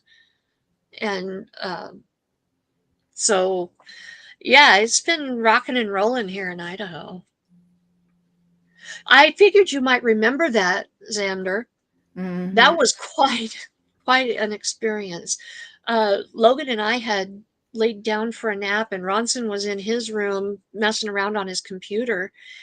We had just woke up. I had barely stood up next to the bed. Logan was just sitting up, and all of a sudden that earthquake hit. Ronson comes rushing out of the room. He thought they were messing around with the dumpsters or something. I don't remember what he was thinking. Big equipment out here, and he was mad because he thought they were messing with the house or something. Because we're not on a foundation. We're in a double Right. wide. We're not on a foundation. And I was standing by the bed, and it threw me back on the bed. And Mm. Logan was sitting up, and it really shook him, and he hadn't been through an earthquake. Ronson had never experienced one, but I had. Hmm. I used to live in California for a few years. And so I'm like, okay, you guys, I think that was an earthquake. Hmm. Ronson, go stand in a doorway. Hmm. And I said, Logan, just sit still, don't move. Mhm. We'll be okay. It'll pass. Mhm. And a few seconds later, it was over. And then we got to looking on the news, and sure enough, there was, I can't remember how strong it was. It was like a 6.2, something like that. Mhm. You worked the cattle sale that day. Wow. Well, I've been through them too. I lived in Japan, and they say you have about 1,000 earthquakes a month, is what they say in Japan. Things are always moving. Of course, it's, middle of the Pacific Ocean. And so, but I remember the day before we left Japan, we were moving to Idaho actually. We went through, hey, sweetheart. We went through Your adoring fan wants to see I, you, that's Minnie. Minnie Pearl. She looks like my cat that we had in Idaho. Identical. I'm gonna have to find a picture of her. Name was Faith. But so the day before we left, we had an earthquake, a typhoon, and then we lived in a tower, which is kind of like an apartment, and the basement part had completely flooded. That cars were floating. That's how Mm-hmm. much rain got hit. But yeah, Yeah.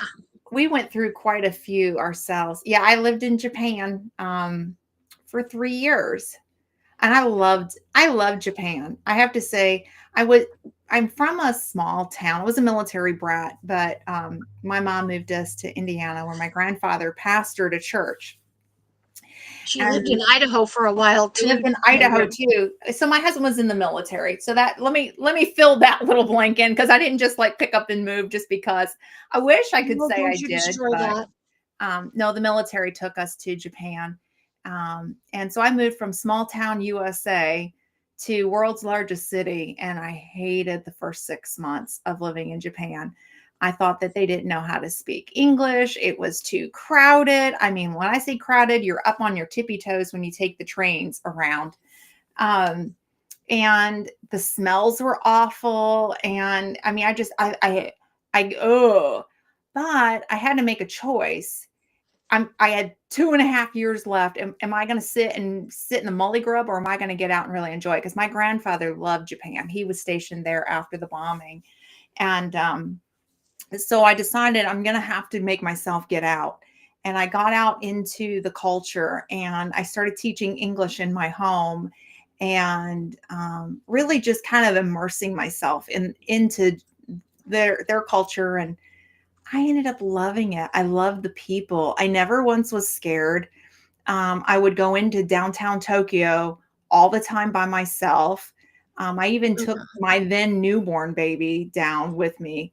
I'd get lost, and people were so kind. I'd ask them how to get back to the train, and so people were so like I don't know. That was the it ended up being this, I will say to this day, out of all of the countries I've lived in, including the United States, this is going to be controversial, so hold on. It was the safest country I have ever lived in. And Mm-hmm. I would go back in a heartbeat. In fact, one of these days, I'd like to take two of my kiddos back to Japan um, and let them see where they were lived at once upon a time. And but yeah, I loved it. I loved everything about the culture. Konnichiwa. Yep. And so anyhow, but yeah, you've always wanted to go. I highly recommend if you ever get the opportunity to do it, to go, but don't just go into Tokyo, get on the train and go see the area. Go like to the mall. It's kind of interesting because the malls are different. We went into they have Tokyo Tower and they have the temples, they have festivals, the cherry blossom festival. It's like pink snow. I can't describe it any other way. It's like pink snow coming down. So yeah. Okay, let me know if I win. I'll come back into town. Yeah, I don't have time to stop. you, I think yeah. So yep, konnichiwa. So my grandfather got mad at me because I only learned Skoshi. Um, just Skoshi, just enough. Sorry, Glenda, you'll need to take a plane or ship. Heartbeats don't go that way. I know.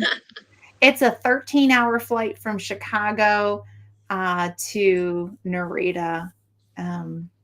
Yeah. I have nothing but kind things to say about Japan. I mean, it's totally different. I mean, and yeah, I don't know. I thought it was cool. I really enjoyed it, and I miss living over there. I genuinely do. And then I also lived in England as well. That one was kind of hard on me. That I was want to go. There's a little town called Leighton Buzzard, okay. and I want to go there Okay. Okay. in England. Okay. I lived in if anybody's familiar with England, I lived in Suffolk. It's Suffolk. If you say it the way it's written, it's Suffolk, Right. but it's Suffolk. And I miss my church there. We had a really nice little church. Um, and I took my American minivan that I bought in Idaho to England, and I drove that all over on these little roads. So, and before GPS, my sister came over and stayed with me. Sir Grace had a trip that he had to take. And so we would we'd make lunch for the kiddos and then get one of those off grid GPS because that's all we had, the off grid GPS. There was none of this with the phone. Yeah. That was before cell phones. And we would go get lost in England. And we had some pretty fun adventures. But I had a hard time with it, maybe because of the timing that we were there. We were there post 9/11 and then for the Iraq War kickoff. And then we were there my mom and I and my youngest were supposed to be in London on the day of the attack in London in 2005. We had actually planned on going to London that day. That was going to be our big bus tour. We were going to go see Ben. We were going to go see Kensington Palace. We were going to take the tube and do all that, right? And my mom had come to England to visit me, and she got food poisoning. And she made friends with my kids' bathroom, holding on to the toilet, God, the porcelain god. That's what I was trying to say. Porcelain god, as we like to say. And she was so ill, I had to take her to the hospital in Cambridge. She couldn't be seen on base, even though it was an American one, because it's only for the military. And yep, the Rand McNally map, I've still got mine. But anyhow, so she got better. The hospital helped her kind of get through that, but she didn't think she was going to ever leave England. She thought she was actually going to die in England. That's how sick she had gotten. But she got better. And that same day that we had planned on going to London, I thought it'd be too much for her.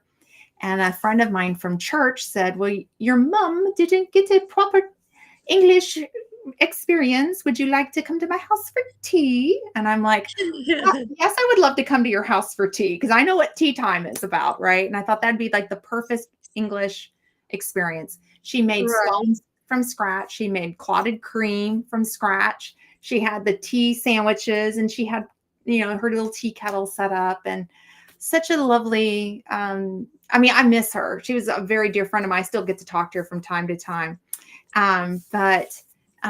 So we went to her house for tea, and then she had already had exchanged her money over into the British pound.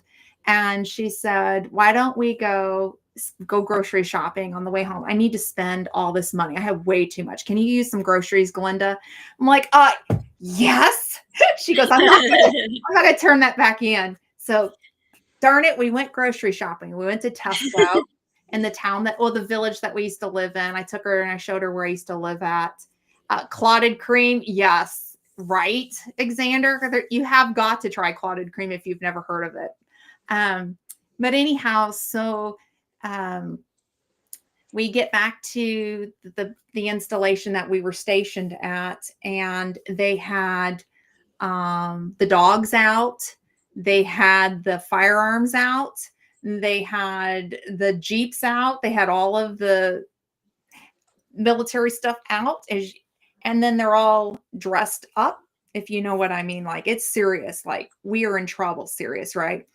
And I'm like, oh, Mom, they're just doing their exercise. We're fine. And my mom's sitting in the chair and she's doing like this. And I said, Mother, sit up, give me your passport, give me your ID. We're fine. And my mom's like, Glenda, something's wrong. Glenda, something's wrong. Glenda, something's wrong. Something's wrong. I'm like, Mother, we're fine. Knock it off. We're just going home. And I get home, and again, no cell phone. So my old fashioned answering machine, where you push the button and you listen to all the messages. Uh-huh. I had at least 20 messages in a row. Glenda, please tell me you didn't go to London. Please tell me you didn't go to London. And some of them were friends that knew that we were supposed to be in London that day. Most of them were Sir Grace. So I called Sir Grace first. I went, honey, I didn't go to London. We went to her name, House for Tea, and then we went to Tesco. What is going on? He goes, you have no idea. And I went, what is going on? And I listed off all the friends' names, and he said, turn the TV on. And that was the day of the London attacks. We were supposed to have been in London that day.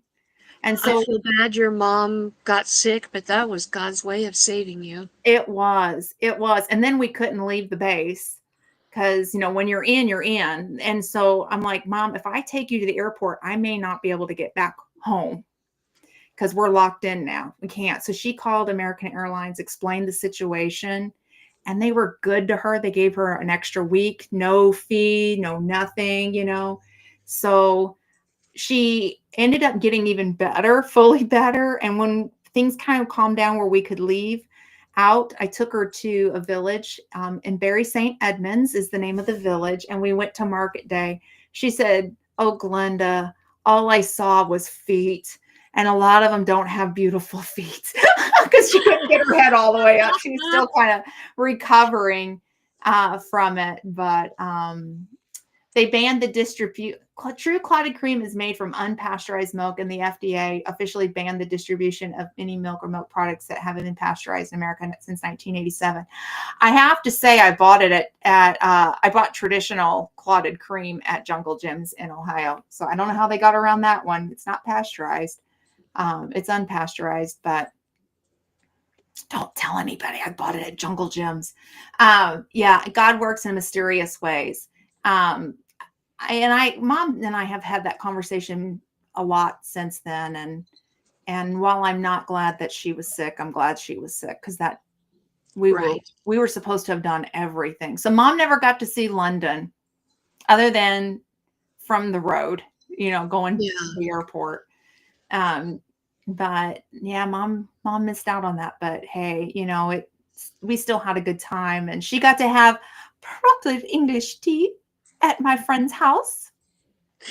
How fun. Yeah. And then she got to see where I went to church at and all that.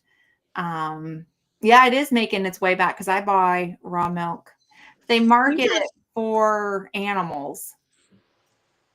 That's how they get We around have it. a little store here. It's been in business, gosh, well over 30 years, probably 40 years it's been in business. They've changed ownership now, but oh my word. Sorry. Jeez. Where I'm sitting is facing the hallway into our bathroom, and the bathroom door's open. One of the kittens was on the edge of the tub, and all I saw was whoom. And I'm not kidding you. They were like 3 feet in the air, leaping towards the bathroom door. And I'm like, oh my word. That was crazy. Anyway, this market, it's called Clips Market. They sell all natural products. They sell gluten-free, they sell raw, they sell non-GMO. This is where people who are gluten intolerant, who are all those things, can go and buy those products that they want. They carry a lot of it.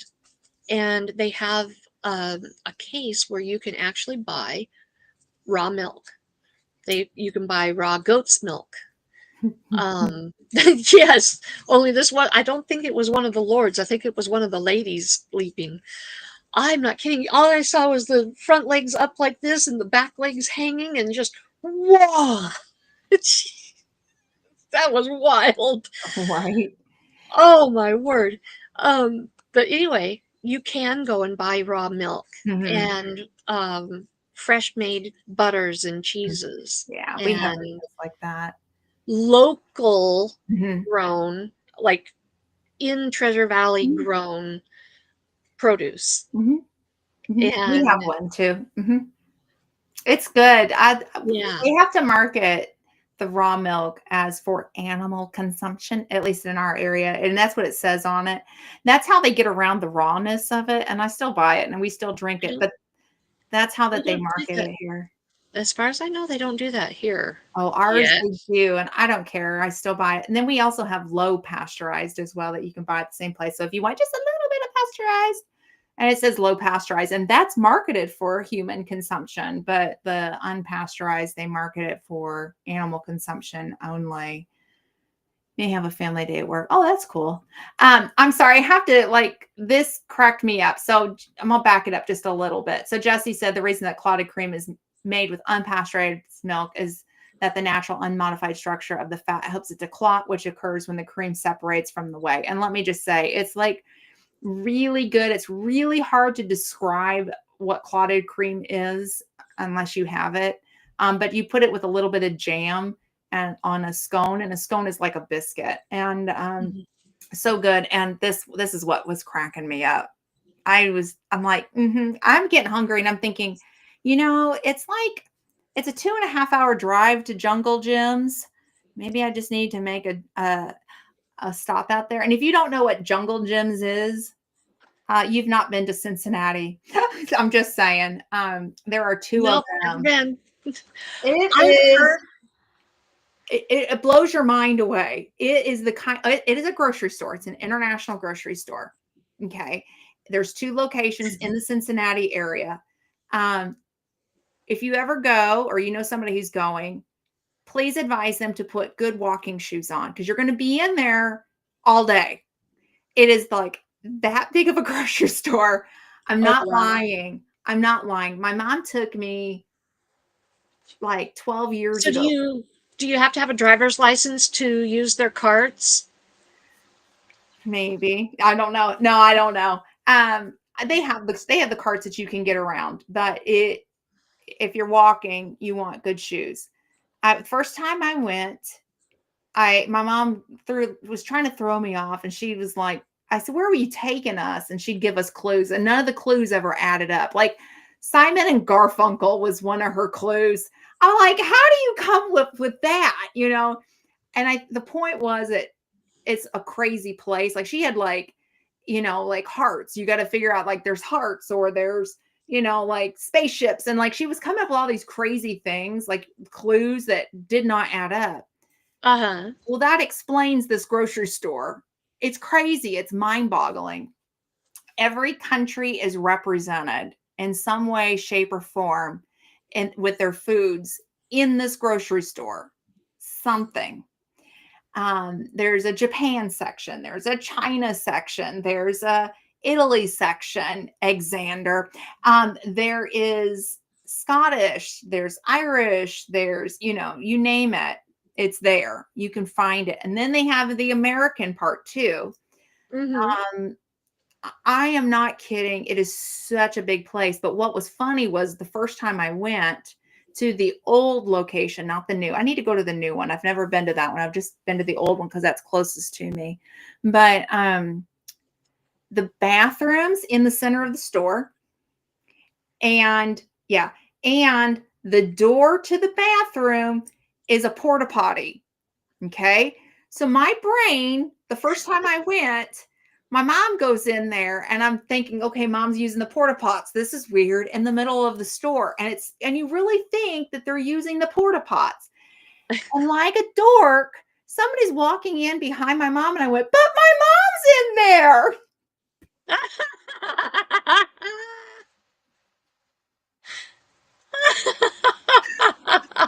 I thought this lady was opening the bathroom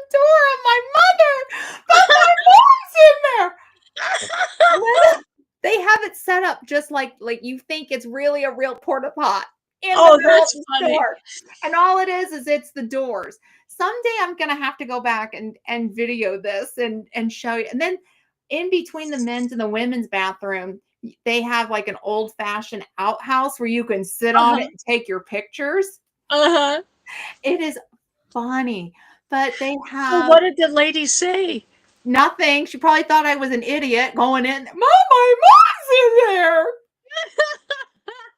Not a darn tootin' thing. But it's so interesting because they have like things like wild things like hanging from the ceilings, like balloons, like hot air balloons. And I don't know. It's really weird to describe. You have to look it up online, or my recommendation, go to Cincinnati and Okay. check it out. But Okay. it's a tourist destination. Go grocery shopping at Jungle Gyms. Take a cooler. Sir Grace and I always hit up the England section. We hit up the Japan section. We hit up the German section. And we hit up Opal. the Israel section as well to get some of that kosher salt. Then they Opal. have a holistic section that's really cool. A lot of cool holistic things in there. And they have restaurants, and they have I'm not going to promote it, but you can test adult beverages. I'll say it like that. In the middle, Uh-huh. like you can take your card up to it. Like you get verified that you're over 21. You take your card and you can pay for samples Uh-huh. of adult beverages, if you know where I'm going. And they have a place. Just have a DD with you. Yes, please, or take your time and be there all day. Just have a little bit and walk the Make sure whole you go thing in the all morning, do all your adult beverages, and in then the walk it morning, off. and then stay there. Please stay several hours. Do not drink and drive. There actually is, and there's a cigar shop in the middle of this place. There is. It's crazy. They have the fish market. They have like tanks like all over of fresh fish that you can you can go, I want that fish, and then they'll Oh, clean the no. fish for you. They'll fish it out and they'll clean the fish for you. It's wild. It's so you got to go to the Micro. Cincinnati area for that. I wish we had one locally, but we don't. Oh, what's I the have cat a bunch of doing? I have a bunch of misbehaving little children here, and I'm trying to make sure they're not getting a hold of something that they're not supposed to get a hold of. Oh my goodness. Well, I'm probably gonna have to scooch off of here. It's past our dinner time. So Okay, yeah, I probably should go and fill Logan in on my all the day, things. Yes. and yeah, But thank he's you to kind of wondering what's going on. but thank you to everybody for being here. And Um, on Thursday, I hope to have a video out on time this week for your Thought for Thursday. We will be on chapter 12 of 15. oh my goodness, that's fun. Yes. Wow. And then I do want to give everybody a heads up. I asked a few weeks ago if you would like to do, or anybody that's watching the series would like to do a kind of a wrap up of the series, and make it alive. Mhm. And so I do plan to go live when we finish the book, and we'll just go live, chat about what we've learned, and maybe think about what we would like to study next. I have a couple of good books that we can do. Mhm. Um, one that I haven't read yet that I'm excited to get started on, Oh, and so that might be a fun one to do. And so when we finish chapter 15, which is coming up really fast, then yeah, I will be going live to wrap up, talk about what we've studied, what we've learned, and get everybody's input on the series and how it went for everyone. that's gonna be amazing. Well, I'm gonna put a plug in. So tomorrow, I am taking over the official Ann Lynn show with Aunt Ooh. Lynn and Scott from Rambling with the Brooms. My mom has a prior commitment. Oops, I didn't mean to hit the mic. She has a prior commitment. So hold on to your seats because we are taking over. So that is at 10 It's gonna a.m. be wild. It's gonna be wild. We'll be streaming on 3 different channels. So we'll be streaming the official Ann Lynn show, Grace and Fire, and Rambling with the Brooms. So we'd love to have you at 10 a.m. Eastern Standard Time tomorrow morning. And then I don't know what's going to happen. I was asked if we're going to play games or whatever. So stay tuned because I don't know what it's going to be, but I know it's going to be a fun time. And then on Saturday, I will not be going live. It is Sir Grace's birthday weekend, and so I am going to be taking the time to celebrate him. It's a milestone birthday for him. He's turning 21 again. I'm taking him back to basic training. We're going to we're going to get our training again. And no, I'm just teasing. Everybody go over to Glenda's channel and wish Sir Grace a happy birthday on Saturday. Yes, please, please. It's we are just so happy for him, and some good things are about to come, but I can't say. So right here. So you'll have to stay tuned for Talk About It Tuesday next week to hear how wonderful it was of a weekend. We are going to keep it kind of low key, but some good things in store. So anyhow, so I won't be live this Saturday, but I know the Gillens will be live in the evening. So go over and hang out with them. And then we'll be back on Tuesday. Oh, no, wait, we got Make Me Monday. I almost skipped right over that. Excuse And me. you almost skipped over? My mother and my auntie. Are they going live? No. Ooh. Ow! Ow! That's my foot. Uh-oh. Joe, that was rude.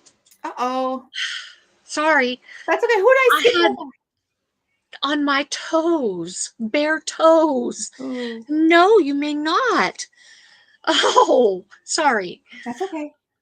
No, you almost skipped over Miss Rebecca.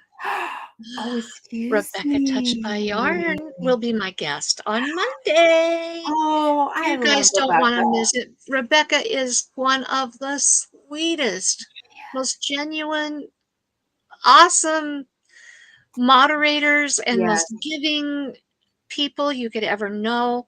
And she has a Oh, wonderful channel that you are going to want to get to know. yes. So please come and support Rebecca Touched by Yarn on Monday for Meet Me Monday. That is on at 1 p.m. Mountain, 3 p.m. Eastern.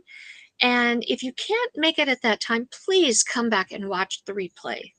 Yeah, which is what I did. We sat in bed and watched Alfonso last night. So yes, please go back and watch. And then we'll be back next week, same time, same place for Talk About It Tuesday at 3 p.m. Mountain Time and 5 5 p.m. p.m. Eastern. So thank you to everybody in the chat. Thank you to everybody that's watching the replay. Have a great week. Thumbs up, and please leave a comment on Yes. both channels after the show. Let us know what your favorite part was, Yeah. what you would like to chat about next week. Yeah. And maybe if And there's a topic that you'd like for us to talk about, we'd love to know what that is. yeah, that would be great. So, All right. Well, we'll see you guys next time. Bye. bye.